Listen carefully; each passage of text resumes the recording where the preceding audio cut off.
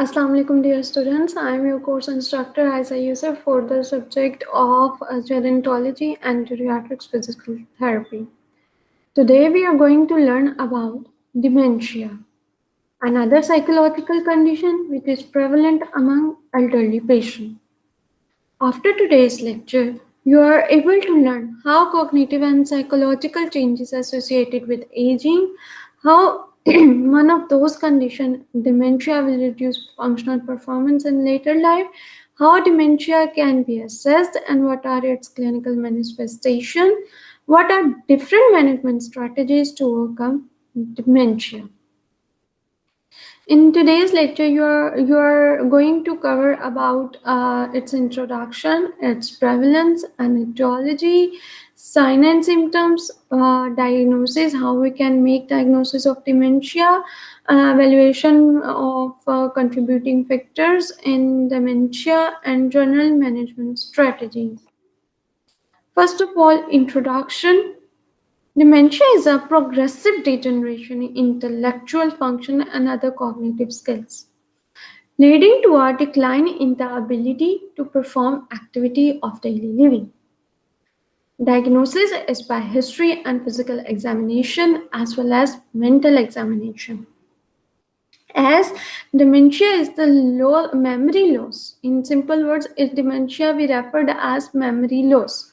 So, progressive degeneration resulting in decline in the intellectual function and other cognitive skills, thinking, processing, and information. That's why patient feels difficulty in initiating or performing any type of movement. So, it will limit of skills and skills including activity limitation as well as restricted functional performance.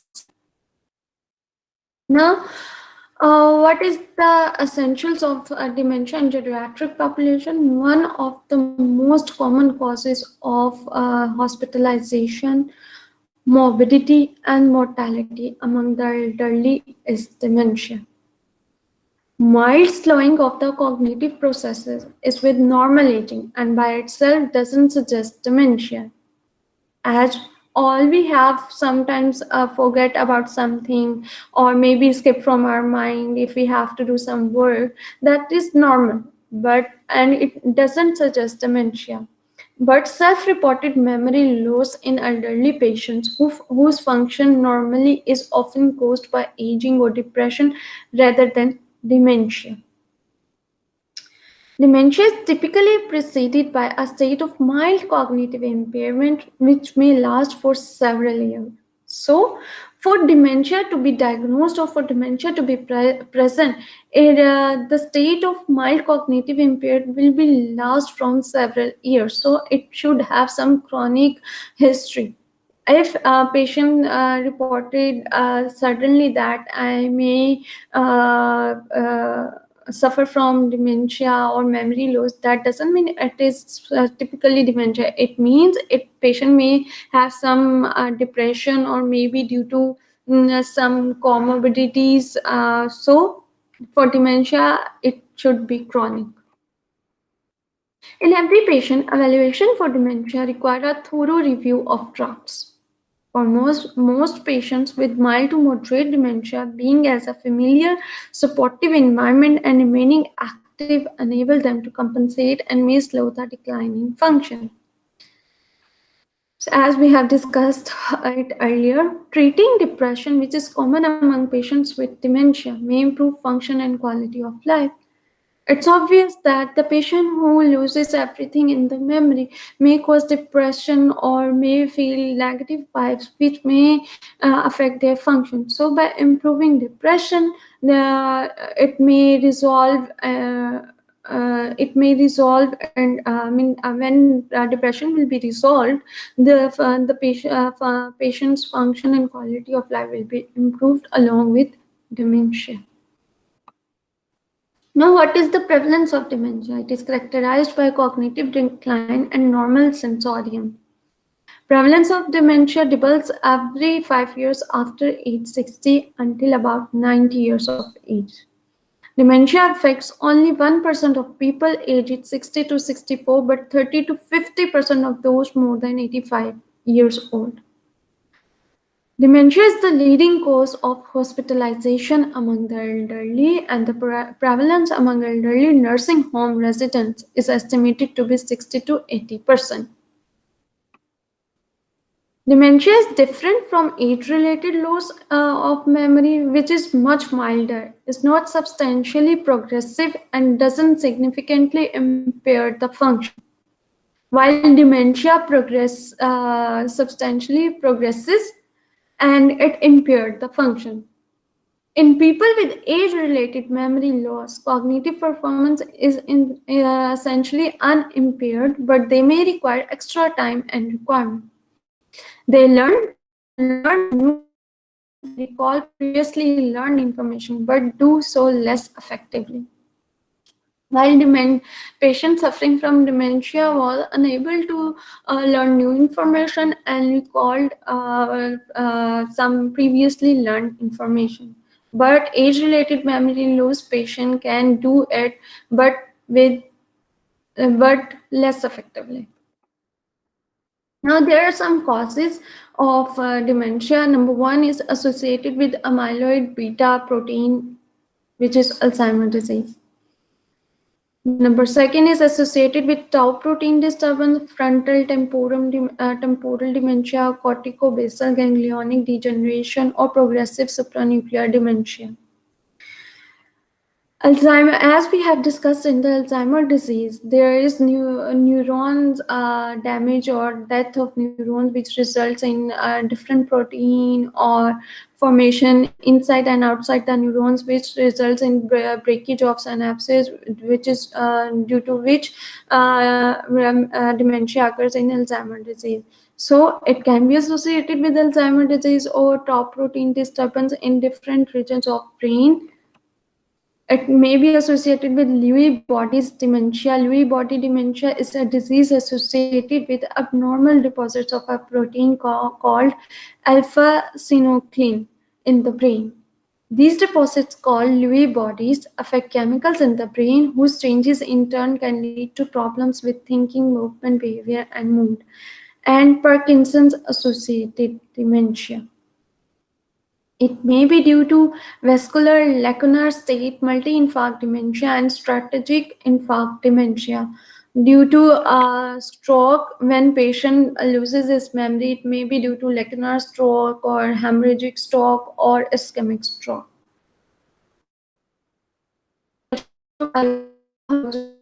Alcohol-associated dementia and dementia due to exposure to heavy metals, due to structural brain disorder like brain tumors, chronic subdural hematomas, and normal pressure hydrocephalus. Due to other potentially reversible disorders, like depression, hypothyroidism, and vitamin B12 deficiency, which is the important vitamin for neuronal activity.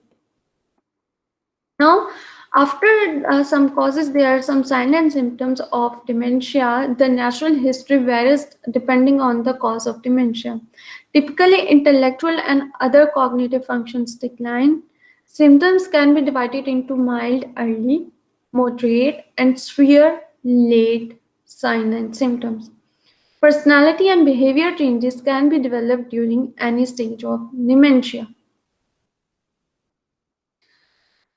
Dementia affects 40% patients with dementia, usually when dementia is mild or moderate. So, mild or moderate type of dementia are present among 40% of patients.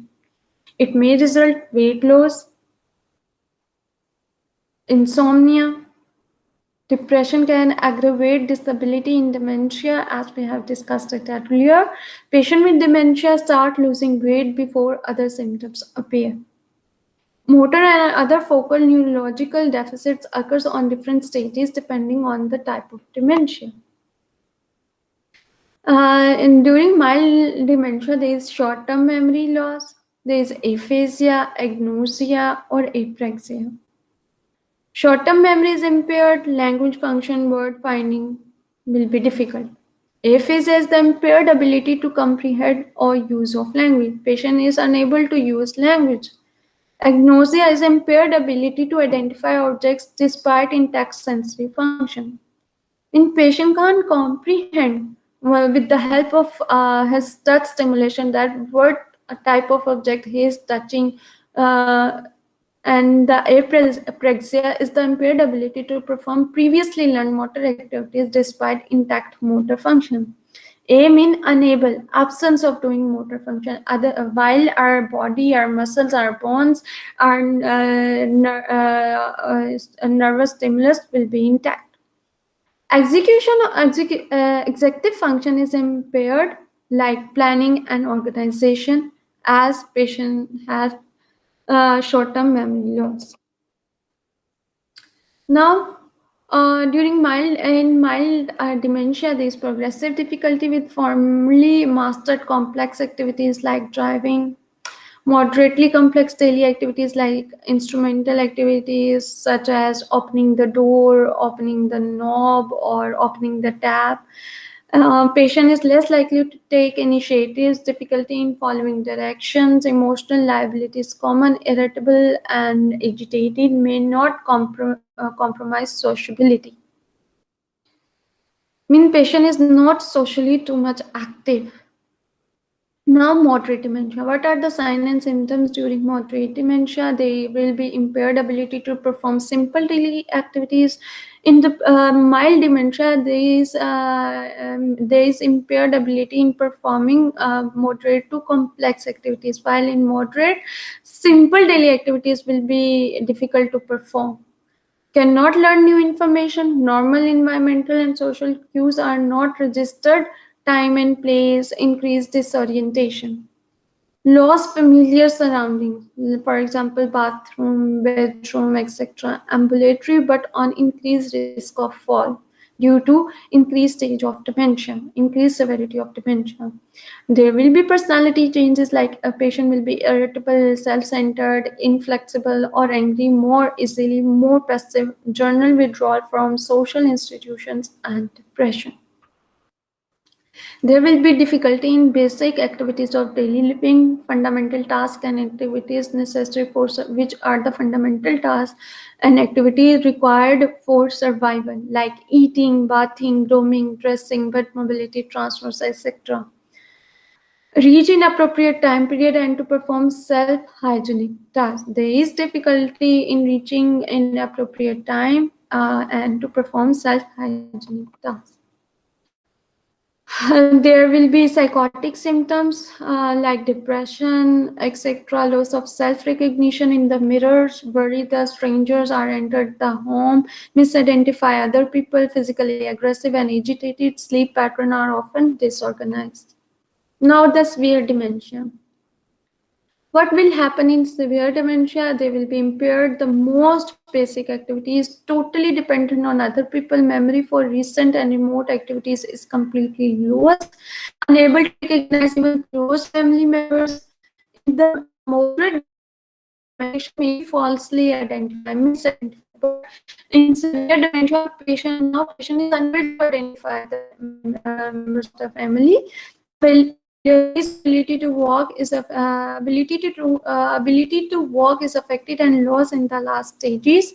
Patient may become incontinent, reflex motor function is lost, dehydration, undernutrition and aspiration is common, increased risk of pressure ulcers due to immobility and dehydration, and patient become mute.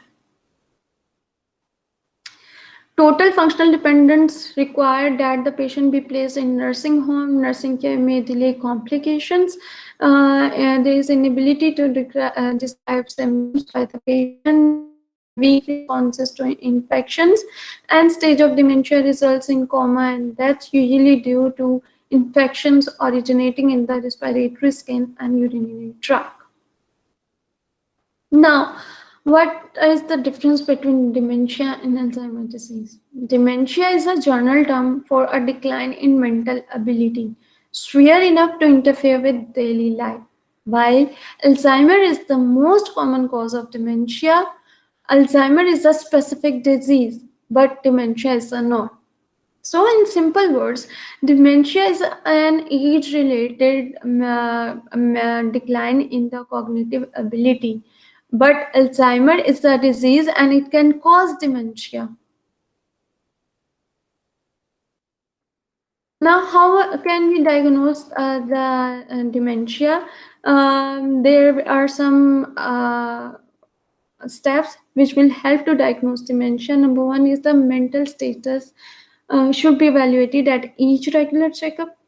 Initial evaluation is based on interviews with the patient and the family members so that we can identify if there is any change in the mental status. Appearance of the patient should be observed, like poor hygienic hair, good hygienic hair. It will also result in the identification of the stage of dementia. After mental status, there should be complete physical examination with the history taking, and diagnosis focuses first on determining whether dementia and other disorder with similar symptoms or combination. First of all, history. Essential information about the presence and nature of impairments, time of onset, and pattern of progression will be included. Family members should be interviewed about contributing factors and symptoms. Symptoms begin gradually, and family members may notice symptoms only after the patient reaches to certain threshold specific event or severe stage. Precipitate a more abrupt decline after some events. Now, second is mental status examination. Mental status examination is an important part of the clinical assessment process in neurological and psychiatric practice.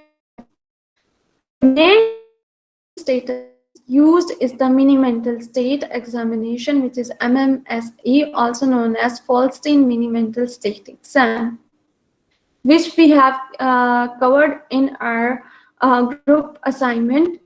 In this test, the examiner will observe your appearance, your orientation, attention span, memory, language skills, and judgment skills.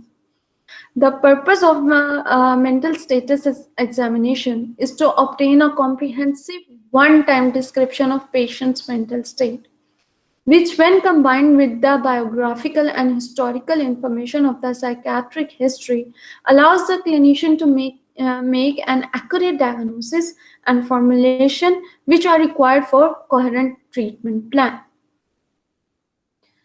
How can we score the mini mental status examination? What are its components? There are 5 components. One is orientation, second is registration, third is attention and calculation, fourth one is recall, and fifth one is language and praxis. We ask different questions and perform some tasks in these subdomains. So on the basis of patient response, the total points of orientation is 10. Registration total point is 3. Attention and calculation total points are 5. Recall points are 3, and language and praxis received total 9 points. So the total score of this questionnaire or tool is 30. And when the patient scores less than 30, either 21, 22, 23, 24, 18, 19, we interpret such as like less than 24 will be counted as abnormal mental status. It may be used for assessing the dementia, prevalence of dementia, incidence of dementia.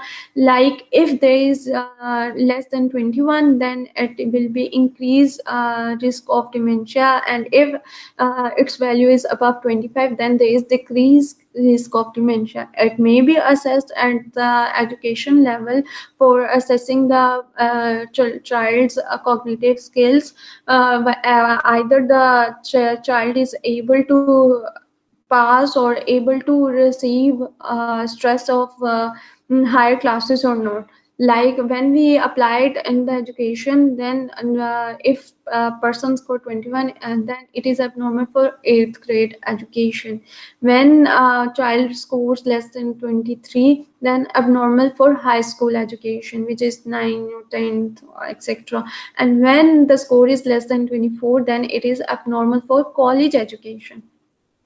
And after diagnosis, it can be assessed for severity measurement of the dementia. Like if patients score 24 to 30, then there will be no cognitive impairment.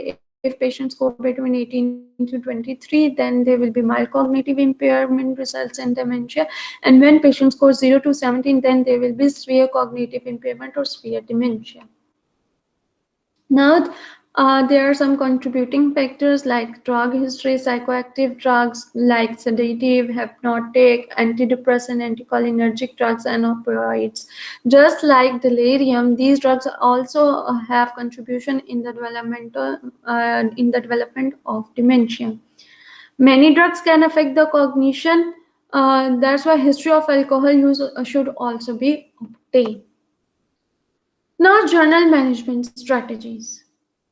According to the acronym functional, we use functional acronym for the treatment of dementia. F is for familiarity. We maintain familiarity of surrounding or the treatment procedure, so that patient it will be document in the patient memory and will be at the unconscious level or subconscious level, so that it may not forget. U is for understanding. N is for no distractions. There should be no distractions during the treatment. C is for cues and contact. T is for touch. I is for intact abilities. O is for one step at a time. So N is for never rush. A is for automatic activities. And L is for choices. Now we will proceed from these steps one by one. F is for familiarity. This applies to the type of treatment, the treatment environment, and the therapist. Find out what the client used to do for work or as hobbies and match these functional movements with the type of exercises you want them to perform weight bearing activities. Interventions that might trigger an undesired reaction, for example, swimming. Try to treat them in a familiar environment. Now, U is for understanding. Use simple language, very literal and can be clearly understood. Walking machine versus treadmill. For example, nature of the disease alternate the strategy. The therapist must remain calm and constantly assure the client to keep him or her away to her from acting out in response to frustration or anxiety. And is for no distractions. Environment that has minimal amount of visual and auditory stimuli should be auditory stimuli that may distract the client's attention. If you're treating a patient in his room, close the door to prevent interruptions. C is for cues and contact. Individuals with dementia require repetitive cueing like verbal and nonverbal. Make eye contact each time when giving instruction. Reinforce verbal cues with visual ones whenever possible. Small group exercises classes are more beneficial. Brightly colored objects are used for exercise, and familiar signs may be used as visual cues. Now, T is for touch. Individuals with dementia often respond better to physical prompts than verbal ones. Holding the client's hands and gently guiding him through a motion, more likely to elicit desired response than demonstrations. Always ask permission before touching the patient. Gentle pressure of an open hand, then to light tapping or touching with a fingertips will be used in the heading of touch. Touch is also be used to soothe or calm a client who is agitated. Now, I is for intact abilities. Teach a client with dementia a new motor skill is usually an unrealistic goal. So, the therapist must focus on developing and maintaining intact physical abilities. For example, use of walker versus wheelchair. It is always easier to adopt the client's environment to meet their altered function than it is to retrain the client. O is for one step at a time. Clients with dementia cannot process multi-step directions. They may not be able to complete a task if steps are skipped. Get up, for example, get up from a chair. Sit up straight. Place your feet flat on the floor. Second step. Third step, put your hands on the armrest. Fourth step, lean forward. Fifth step, push yourself up. It's usually unwise to combine multiple interventions and exercise, for example, an exercise program and a gait training. So we should be separate a single complex task into. We should divide a simple complex. We should divide a complex task into simple steps for the patient suffering from dementia. Now, N is for never rush. Extra time should be scheduled when evaluating or treating a client with dementia. Cognitive deficits with slow reaction and movement time. If the client is rushed, motor errors will occur that could compromise the client's safety.